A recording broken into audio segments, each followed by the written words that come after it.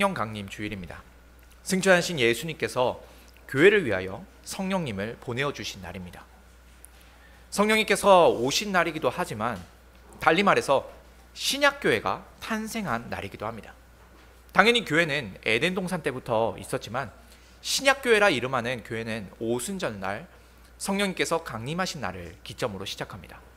여전히 신약교회 시대를 살아가고 있는 우리에게 있어서도 이 날은 굉장히 중요한 날입니다. 성령님은 교회를 위하여 오셨습니다. 그런데 성령님에 대한 오해가 종종 있습니다. 성령님과 교회를 무관하게 여긴다는 겁니다. 은사주의에서는 성령님께서 각인에게 주는 그 은사에만 집중을 합니다. 은사 자체에만 주목하지 각양의 은사들을 통하여서 교회를 하나로 세운다는 점에서는 관가합니다. 심지어 일반적인 성령론을 받아들이는 사람들 또한 성령님을 교회와 무관하게 생각합니다. 성령님께서 예수 그리스도께서 이루신 그 구원을 적용하신다는 점은 잘 압니다. 그러나 이 사역이 교회 안에서 이루어진다는 점은 강조하지 않습니다. 오히려 성령님이 구원을 적용하시는 그 사역이 교회와 동떨어져서 신자 개개인에게 개별적으로 일어나는 것처럼 생각합니다. 이로 인해서 성령님은 더욱 교회와 동떨어진 분으로 여겨지게 됩니다. 교회 없이 구원도 없지만 그렇다고 교회만 다닌다고 해서 구원을 무조건 받는 것도 아닙니다. 한 교회를 다녔어도 누구는 구원을 받고 다른 누군가는 구원을 받지 못할 수 있습니다. 개인마다 차이는 발생합니다. 하지만 그렇다고 해서 교회 없이 구원이 일어날 수 없습니다.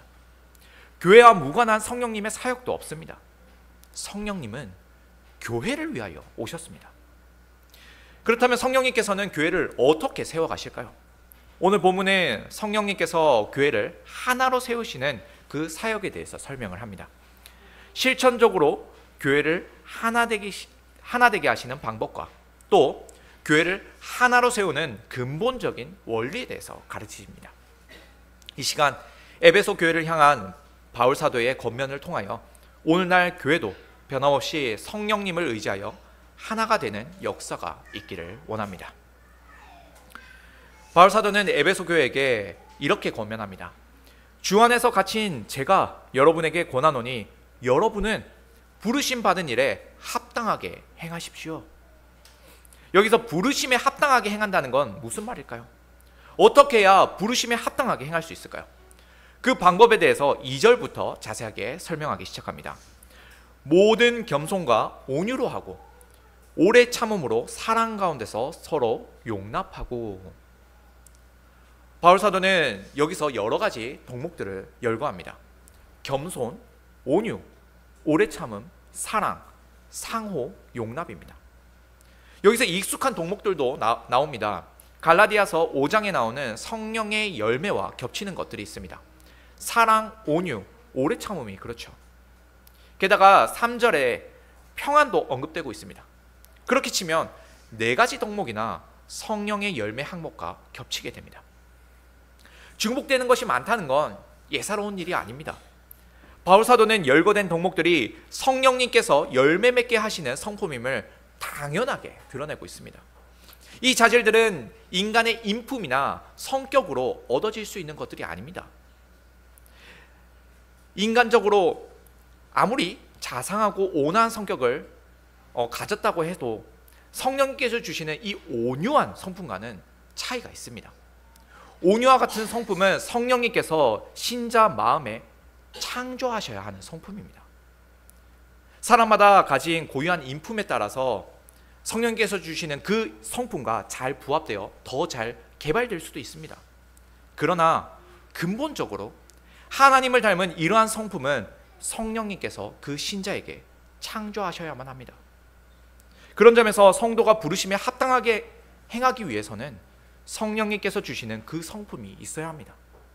성령님께서 성도의 마음에 창조하시는 하나님을 닮은 그 성품이 있어야 합니다. 이런 성품을 통하여서 부르심에 합당하게 행할 수 있습니다. 미리 결론부터 말씀드리자면 이 부르심이란 것은 교회를 세우는 일입니다. 성령님께서는 교회를 하나로 세우기 위해 오셨습니다. 그래서 성도들을 하나의 교회로 부르셨죠. 그리고 그 교회 안에서 모두를 하나가 되게 하셨습니다. 성도는 삼위 하나님 안에서 하나의 교회로 세워지기 위하여 부르심을 받은 겁니다.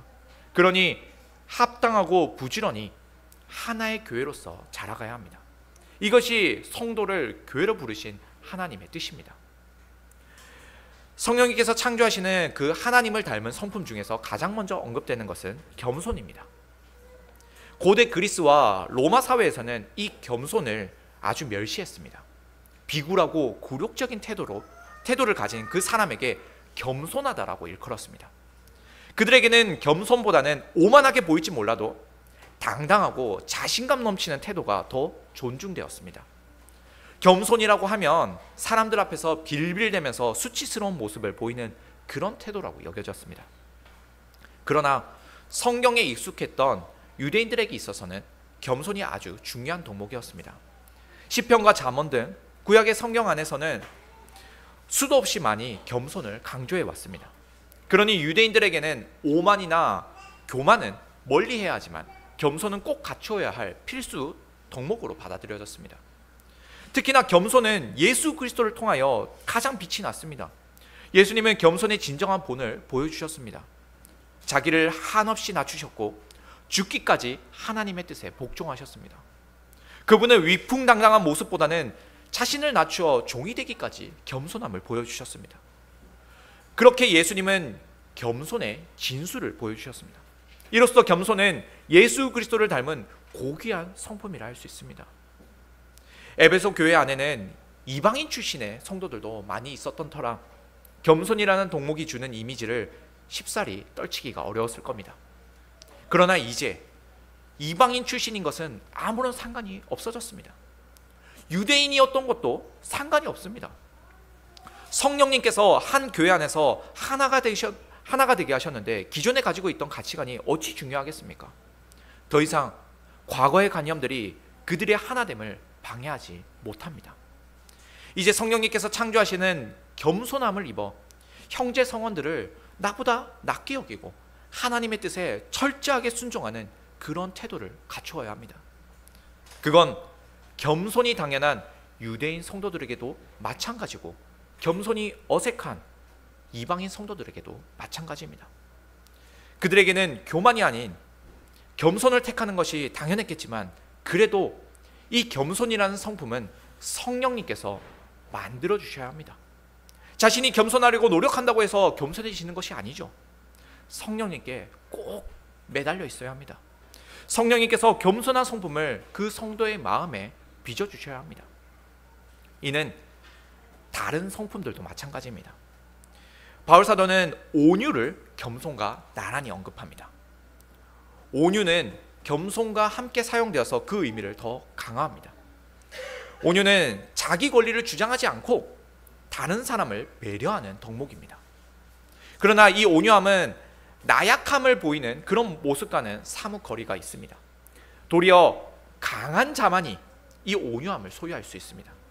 자신의 힘을 확실하게 통제할 수 있는 그런 사람이 온유함도 소유할 수 있습니다. 강한 인격과 능력을 가지고도 자신을 억누르고 통제해서 다른 사람의 종이 될 수 있는 자질이 바로 온유입니다. 알량한 자신의 힘에 의존하지 아니하고 전능하신 하나님께 의존하는 자라면 온유할 수 있습니다. 그는 주님만이 나의 힘이시오 나의 지혜이신 줄 고백하기에 내게 있는 헛된 능력에 기대지 않습니다. 그는 오직 하나님께만 기댑니다. 때문에 사람들 앞에서도 오만하지 않습니다. 드러낼 것은 하나님의 선하신 뿐이니 자신을 한없이 낮춰 타인을 더 배려하고 존중합니다. 이어서 오래 참음과 상호 용납은 사랑 안에서 이루어집니다. 바울사도는 다른 서신서에서 사랑은 오래 참는 것이라고 했습니다. 사랑하기 때문에 오래 참고 용납해 줍니다. 이것 또한 하나님의 성품에서 기인합니다. 로마서 2장 4절입니다. 혹 네가 하나님의 인자하심이 너를 인도하여 회개하게 하심을 알지 못하여 그의 인자하심과 용납하심과 길이 참으심이 풍성함을 멸시하느냐. 바울사도는 꾸짖듯이 말하고 있지만 이 안에서 하나님의 사랑이 보여주는 성품을 표현하고 있습니다. 용납하심과 길이 참으심입니다. 하나님은 용납하심과 오래 참으심이 풍성한 분이십니다. 하나님은 당신께서 사랑하는 자들을 위하여 그들을 오래 참아주시고 기다려주십니다. 그를 용납하여 주십니다. 성도가 바로 이 하나님의 사랑을 받았습니다. 그러니 하나님의 사랑을 받은 성도 역시도 이 사랑을 이웃들에게 베풀어야 합니다. 형제 성원들을 사랑하기 때문에 오래 참고 용납해 줄 수 있습니다. 하나님의 사랑을 경험한 자들만이 형제에게도 이와 같은 사랑을 표현할 수 있습니다. 우리는 다른 사람들의 잘못에 대해 쉽게 분노를 합니다. 남의 잘못에 대해서는 유독 관대하지 못합니다. 그리고 교회 성원들에게 속상한 일을 혹 겪게 되었다면 이 속상함을 어떻게든 토로하려고 합니다. 물론 기분이 나쁜데 속으로 삭히기만 하면 좋지 않을 겁니다. 하지만 어떻게든 사과를 받아내야만 직성이 풀린다면 오히려 더 껄끄러운 관계가 될지 모릅니다. 자신은 편하겠죠. 하지만 잘못을 했다고는 하지만 그게 실수와 오해로 빚어진 일이라면 상대방이 오히려 더 당황스러울 수 있습니다. 상대를 더 괴롭게 만드는 겁니다. 우리도 상대의 실수에 대해서 조용히 눈 감아줄 수 있어야 하지 않을까요? 그렇지만 요즘에는 그런 미덕도 고리타분한 옛말이 되었습니다. 바로 그 문제를 해결하는 것이 더 큰 문제를 만들어내지 않는 길이라고 요즘 사람들은 생각을 합니다. 과연 상대의 잘못에 대해서 바로 이야기하는 것은 무엇을 위한 것일까요? 나의 감정을 풀기 위한 일일까요? 아니면 상대의 잘못을 바로 잡는 그 지적 자체에 만족감을 느끼는 걸까요? 개인적으로는 상대의 잘못에 대해 바로 이야기하는 것도 아니면 말하지 않고 참아주는 것도 둘 다 괜찮다고 생각합니다. 다만 어떤 결정을 하든 간에 교회를 세우는 방향으로 해야 할 겁니다. 나의 감정을 풀기 위함이라든지 지적을 잘하는 것에 만족을 얻기 위함이라면 그건 교회를 세우려는 시도가 아닙니다. 교회가 아니라 자기 자신에게 관심이 있는 거겠죠. 바로 잘못을 나무랄지라도 그 마음에 오래 참는 마음은 항상 있어야 합니다. 오래 참는다고 해서 말하지 말라는 게 아닙니다. 잘못을 지적은 하되 상대방이 더욱 자라갈 것을 기대하는 마음을 가져야 한다는 겁니다. 그가 자라기까지 오랫동안 참아줄 수 있어야 합니다. 나의 지적 한 번으로 그가 당장 바뀌기를 바란다면 오래 참는 것과는 너무나 동떨어진 일입니다. 용납하는 일도 그렇습니다. 우리는 서로 다릅니다. 외형이나 성격, 은사, 능력 또는 연령에 있어서도 다 다르죠. 그리고 성장 속도에 있어서도 차이가 있습니다. 신앙생활을 오래 했어도 좀 더디게 자라는 성도가 있는가 하면 짧아도 빠르게 성장하는 성도도 있습니다. 당연히 모두가 성장을 해야 한다는 점에서는 다르지 않지만요. 무튼 그리스도의 장성함까지 자라는 일에 있어서 빠르고 느리고의 차이는 있습니다. 그러니 그 점을 생각하며 서로를 용납할 수 있어야 합니다. 늦게 자란다고 해서 자라지 않는 건 아닙니다. 조금씩이지만 하나님을 닮은 성품으로 자라가고 있는 성도들을 이해해주고 받아줄 수 있어야 합니다. 지금 당장 변화하지 않는다고 나무라고 다그친다면 그의 성장을 방해할 수가 있습니다. 결국 성도 간의 오래 참음이나 상호 용납은 교회의 성장과 관련이 있습니다. 우리 모두 하나님의 집으로서 든든하게 자라가기 위하여 서로를 이해하고 받아줄 수 있어야 합니다. 바울 사도는 이렇게 하나의 교회로 자라가는 일에 힘을 쓰라고 강력하게 공고합니다. 3절입니다. 평안에 매는 줄로 성령이 하나 되게 하신 것을 힘써 지키라. 여기서 힘써 지키는 것은 극히 중요하고 긴급한 일을 요청하는 겁니다. 이 동사는 가장 급하게 최선을 다하여 열심을 낼 것을 촉구하는 단어입니다.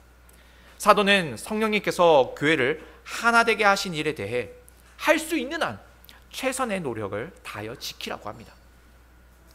이렇게 힘써 지켜야 할 이유는 성령님께서 평안에 매는 줄로서 그들을 하나 되게 하셨기 때문입니다. 사도는 특히 이 평안에 매는 줄을 강조합니다. 이 매는 줄이라고 번역된 이 단어는 무언가를 단단하게 고정시키는 것을 의미합니다. 서로 떨어진 것을 떨어지지 않게 하나로 꽁꽁 묶는 것이죠. 이 매는 줄은 결박의 이미지를 가지고 있습니다. 앞서 1절에서 사도는 자신이 주 안에 갇혀 있다고 했습니다. 물론 현실적으로도 그는 옥에 갇혀 있는 중이었습니다. 그렇지만 그를 정말로 결박하고 있는 것은 주 예수 그리스도의 은혜였습니다. 그래서 자신을 주님께 갇힌 자라고 소개했던 겁니다. 마찬가지로 성령님께서는 성도들을 하나로 결박하셨습니다. 뿔뿔이 흩어져 있던 그들을 성령님께서는 교회 안에서 하나로 단단하게 묶으셨습니다. 예수 그리스도께서는 우리를 하나 되게 하시려고 십자가에 달려 죽으셨고 부활하셨습니다. 그분의 구속의 사역은 우리를 하나 되게 하기 위함입니다. 하지만 이 그리스도의 구속의 사역을 믿음으로 받아들이지 않는다면 하나 되게 하는 일도 가시적으로 드러날 수가 없습니다. 먼저는 그리스도께서 이루신 평화의 메시지가 전파되어야 합니다. 사도들과 말씀 사역자들을 통하여 전파되어야 합니다. 그렇게 그리스도의 말씀을 들음으로 믿음이 생겨나야 하고 모든 믿는 자들이 서로를 형제 자매로 받아들여야 합니다. 이렇게 복음이 전파되고 믿음이 생기고 서로를 한 가족으로 받아들일 수 있게 하는 일, 이 일이 바로 성령님의 사역입니다. 성령님은 그리스도의 말씀이 전파되게 하십니다. 우리 안에 믿음이 생기게 하시고 이 믿음을 붙들며 살아갈 수 있게 역사하십니다. 그리고 성령님은 하나님을 아버지라 부를 수 있게 하시며 그분을 한 아버지로 둔 모든 성도들을 하나의 형제 자매가 되게 하십니다. 그렇게 예수 그리스도께서 이루신 모든 구속의 성취를 성도들에게 적용시켜 주십니다. 평안에 매는 줄로 우리를 하나 되게 하십니다. 이처럼 성령님께서 우리를 하나 되게 하신 일은 사람이 만들어낼 수 있는 일이 아닙니다. 하나님께서 선물로 주셔야 합니다. 하나가 되는 일은 우리가 알기도 전에 이미 주어진 하나님의 큰 선물입니다. 다만 우리는 이 선물이 모든 성도들이 볼 수 있도록 드러내야 하고 단단히 지켜가야 합니다. 이 일은 가장 신속하게 최선을 다하여 지켜져야 합니다. 성도에게 주어진 명령이기는 하지만 성도 그 자신의 힘과 지혜로는 이 하나됨을 지킬 수가 없습니다. 그래서 성령의 열매가 필요합니다. 겸손, 온유, 오래 참음, 사랑, 용납, 그리고 평안과 같은 성령님만이 주시는 그 열매가 필요합니다. 따라서 성도는 하나됨을 지키기 위해서 더욱 성령님을 의지해야 합니다. 이것이 우리의 부르심입니다. 교회를 하나로 세워가야 할 우리의 부르심입니다. 그러므로 성령님만이 주실 수 있는 이 아름다운 열매가 활짝 열리도록 더 신실하게 매달려야 할 것입니다. 성령님께서는 교회 안에 있는 성도를 평안에 매는 줄로 이미 하나가 되게 하셨습니다. 그러니 성도들은 성령님께서 자신들에게 하신 일을 힘써 지켜야 하죠. 그런데 성령님께서는 이렇게 성도들을 하나가 되게 하신 이유가 있습니다. 그 근거는 삼위 하나님의 하나이심에서 기인합니다. 사도는 말합니다. 몸이 하나요 성령도 한 분이시니. 여기서 그치지 않습니다. 하나인 것은 더 있습니다. 주도 한 분이시오, 믿음도 하나요, 세례도 하나요, 하나님도 한 분이시니. 성령님도 주 예수님도 만유의 아버지 하나님도 한 분이십니다. 이 순서는 일반적인 삼위일체 순서와는 조금 다릅니다. 사도신경을 비롯한 여타 다른 신앙 고백들은 삼위 하나님의 순위를 성부, 성자, 성령 순서로 합니다. 그러나 오늘 본문은 성령, 성자, 성부 순서로 진행됩니다. 순서상으로는 성부께서 제1위이십니다.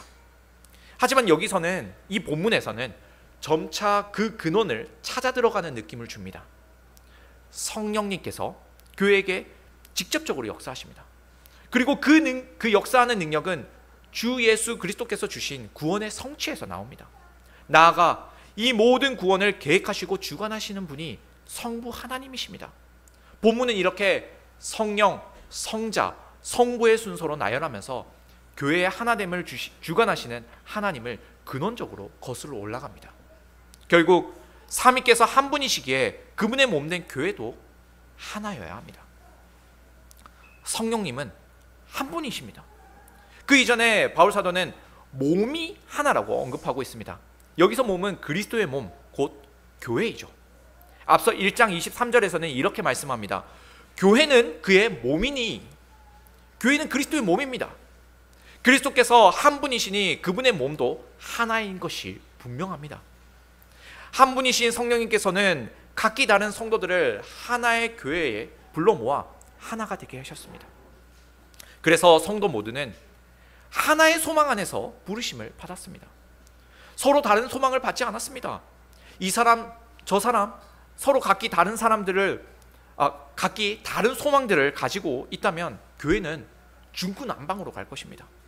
그러나 한 성령님에 의하여 부르심을 받은 하나의 몸이니 하나의 소망만을 가지고 있습니다. 과연 이 소망은 무엇일까요? 에베소 교회 성도들 중에 이방인 성도들도 있었습니다. 그들은 원래 언약의 외인이었고 그리스도 밖에 있었습니다. 그래서 그들에게는 그때에는 소망이 없었습니다. 그러나 성령님께서 그들을 교회 안에 부르셨습니다. 그리고 소망이 없던 그들에게 하나의 소망을 주셨습니다. 그들에게 생긴 소망은 바로 하나님의 집이 되기 위하여 세워져 가는 일입니다. 참 교회가 되는 일이죠. 앞서 2장 21절과 22절에 나와 있습니다. 그의 안에서 건물마다 서로 연결하여 주 안에서 성전이 되어가고 너희도 성령 안에서 하나님이 거하실 처소가 되기 위하여 그리스도 예수 안에서 함께 지어져 가느니라. 성령님은 이미 성도들을 하나로 묶으셔서 교회를 지으셨습니다. 그러나 이 교회는 완전히 다 세워진 것이 아닙니다. 계속해서 더 온전한 모습으로 지어져 가야 합니다. 완전한 하나님의 교회로서의 모습을 갖추기 위하여 나아가야 합니다. 그 영광스러운 교회의 모습을 소망하며 나아가는 겁니다. 이것이 성도들에게 주어진 소망입니다. 이 땅의 지역교회들은 하늘의 보편교회를 닮아가도록 끊임없이 자라가야 합니다. 하늘에서 이루어지는 하나님의 뜻이 이 땅에서도 동일하게 이루어지도록 이 땅의 교회들 가운데 하나님의 뜻을 실현시켜 가야 합니다. 그렇다면 어떻게 이 땅에 하늘의 교회를 세울 수 있겠습니까? 믿음 없는 자들은 절대로 볼 수 없겠지만 믿음의 눈으로는 완전한 하늘의 교회가 보입니다. 이 믿음의 눈으로 하늘에 있는 영원한 교회를 바라보며 소망할 수 있습니다. 그러니 이 믿음의 눈이 바라보고 있는 그 영원한 하늘 교회의 도안을 그리면서 이 땅의 교회를 온전하게 세워가는 겁니다. 소망을 가진 성도들에게만 이 보편교회의 도안이 그려질 것입니다. 하지만 현실에 매인 우리에게는 그 소망이 희미해질 때가 많습니다. 교회를 세울 때에 과연 이 교회가 하나님의 나라를 품고 있는가 하는 그 의심을 많이 품게 됩니다. 아니, 이런 고민조차 하지 않습니다. 그저 이 땅에 있는 수많은 교회들과 상대적으로 비교해 가면서 우리 교회도 저 교회처럼 되고 싶다라는 아쉬운 마음만 가질 뿐입니다. 어떤 지역교회든지 소망에 있어서 차이가 없어야 합니다. 이 소망은 하나의 소망입니다. 우리를 교회로 부르신 분은 한 분 성령님이십니다. 각기 지역과 각기 다른 국가로 흩어져 있지만 우리는 하나의 몸, 하나의 교회입니다. 그러니 우리가 소망하는 이상적인 교회 모습도 하나여야 하죠. 그 교회가 바로 성경이 말씀하는 참 하나님의 교회입니다. 우리는 진실로 그리스도의 몸된 교회로서, 그리고 성령님께서 거하실 처소로서, 하나님의 집으로서 온전하게 건설되기를 바라지만 실상 어려움들이 너무나도 많습니다. 보편교회로서 세워지는 일에 가장 큰 방해를 받는 것은 바로 분열입니다. 바울 사도는 이렇게나 하나를 강조하는 이유도 분열의 문제 때문입니다. 한 지역교회 안에서도 이런 분열이 발생하고 교회들 간에서도 분열이 일어납니다. 교파가 나뉘고 교단이 나뉩니다. 우리는 교회 안에 있는 성도들이 혹은 교회들 간에 얼마나 많은 분열이 일어나고 있는지 잘 알고 있습니다. 그러나 어쩔 수 없었다고는 해도 이런 분열을 당연시하는 모습은 교회의 하나됨을 실제로 고백하지 않고 있는 겁니다. 하나님도 한 분, 주님도 한 분, 성령님도 한 분이시라고 고백하면은 그분의 몸된 교회를 어떻게 나눌 수 있겠습니까? 결코 그럴 수 없습니다. 우리는 결단코 사사로운 문제로 교회를 나누려고 해서는 안 됩니다. 이는 둘일 수 없는 하나님을 둘로 쪼개 넣는 것만큼 망령된 일입니다. 다만 어쩔 수 없이 나뉘는 경우도 있습니다. 필히 있습니다.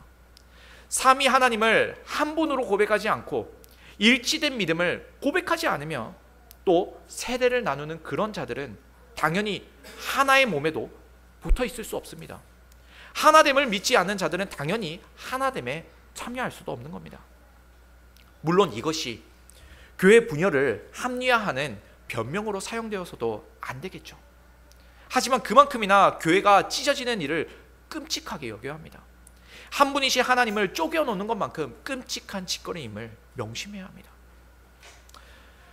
우리에게는 하나됨에 대한 신앙과 하나됨을 지키려고 하는 순종이 늘 있어야 합니다. 하나됨에 대한 신앙은 삼위 하나님께서 한 분이신 일로부터 기인합니다. 하나됨의 근거가 삼위 하나님께서 하나이신 데 있습니다. 하나님이 한 분이시니 그분의 몸은 결코 분열되어서는 안 됩니다. 그러기 위해서 일치된 믿음 안에 우리는 항상 거해야 합니다. 그리고 이 하나됨을 지키려고 하는 순종도 늘 있어야 합니다. 이는 성령님께서 성도 안에 창조하시는 아름다운 성품들로 인하여 가능해집니다. 성령님은 성도들을 하나의 교회 안에서 하나가 되게 하실 뿐 아니라 이를 힘써 지킬 수 있도록 선한 열매들을 창조하여 주십니다. 겸손과 온유와 오래 참음과 사랑과 상호 용납입니다. 우리는 이런 선한 성품들을 가지고 교회를 평안하게 지켜가야 합니다. 성령님께서 교회를 위하여 오신 이날, 우리를 하나 되게 하신 성령님을 기억합시다. 성령님께서 주신 은사들은 나를 드러내고 자랑하기 위하여 주신 선물이 아닙니다. 하나의 교회를 굳건하고 건실하게 세워가라고 주신 선한 도구입니다. 이 은사들은 각기 다를 수 있지만 하나 되도록 하신 그 성품에 있어서는 일치가 있어야 합니다. 모두에게 빠짐없이 겸손과 온유와 오래 참음과 사랑과 상호 용납이 있어야 합니다. 모두에게 하나님을 닮은 이 성품이 있을 때에 교회의 하나됨을 결코 잃지 않을 겁니다. 은사는 다를 수 있지만 성령님께서 주시는 성품이라는 열매는 모두에게 꼭 있어야 하는 은혜입니다. 삼위 하나님께서 한 분이시니 그분을 닮은 성품 또한 성도가 공통적으로 소유하는 성품이 됩니다. 삼위 하나님께서 한 분이시니 우리는 하나의 교회만을 소망할 수밖에 없습니다. 이 소망을 위하여 부르심을 받았으니 부르심에 합당한 일을 힘써 지켜가도록 합시다. 삼위 하나님께서 우리와 함께 하시니 이 소망은 반드시 이루어질 것입니다. 아멘.